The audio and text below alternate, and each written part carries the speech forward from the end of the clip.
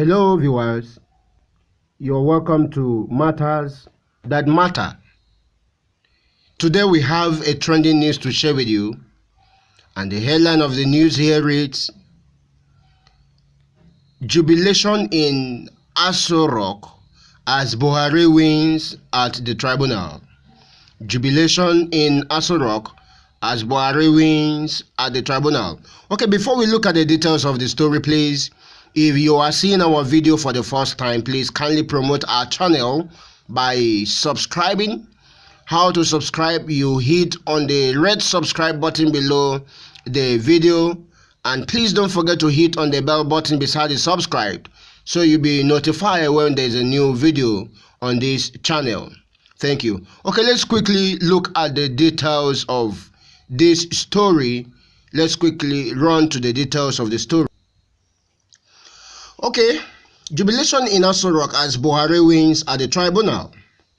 It is a win for President Muhammadu Buhari as he is declared to carry on with his May 29 inauguration, following a ruling by the Presidential Election Petitions Tribunal on Thursday on the suit filed by presidential candidate of Hope Democratic Party, Mr. Ambrose Aworu, seeking to stop Buhari's inauguration.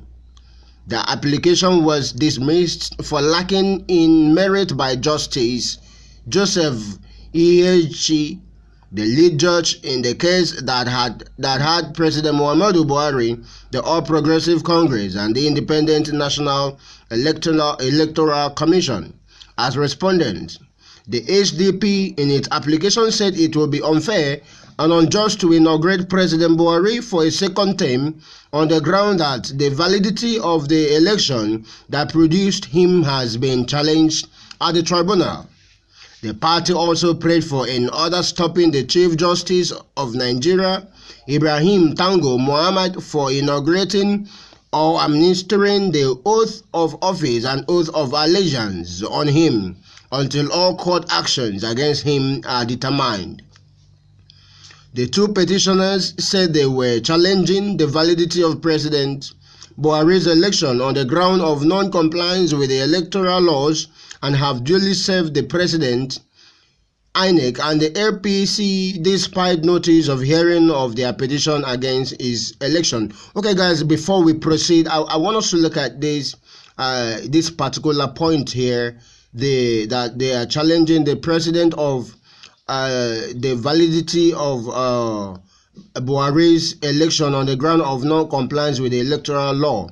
Now, I want to ask, before the election, is this supposed to be challenged after the election, or is something that would have been done after or before the election? Now, people are saying the document or the president submitted, it was incomplete, and they knew about it before the election. Why didn't these people, why did they not, maybe get up to challenge them not to conduct the election after their findings that the details of the president is incomplete? All right, so I look at this as sentiment. Okay, so for me, I think they would have challenged the president or INEC not to conduct election, not after the election. Okay, let's proceed. This is coming days after Buhari was accused by ex-president Olusegun Obasanjo of colluding with INEC to rig the 2019 presidential elections. Obasanjo, while expressing that INEC lacked integrity, impartiality, and competence to oversee a free, fair, and credible elections even in the years ahead, accused President Buhari of being a cheat. Obasanjo spoke at a World Press Conference inside the Presidential Library, OOPL, in Abeokuta on Sunday, May 19, 2019, reading from a 16-page address entitled Point for Concern and Action. Obasanjo alleged that Buhari and the ruling All Progressive Congress, APC, have embarked on the president's self-succession project by recruiting coalition officers who are already awarding results based on their project to actualize the perpetuation agenda in which the people will not matter and the vote will not count. The former president equally said that the Buhari's henchmen were working round the clock in tandem with security and election officials to perfect their rigging plan by computing results right from the ward level to local government, state and national levels to allow Buhari what will look like a landslide victory, irrespective of the true situation and outcome of the election. He said, Abacha era is here. Obasanjo urged to rise up and do what they did in the time of Abacha and urge the international communities to keep an eye on the unfolding anti-democratic agenda of President Buhari. Obasanjo argued that the track record of the present INEC is terrible. All men, women of goodwill and believers in democracy must be prepared for the worst from this INEC and their encouragers.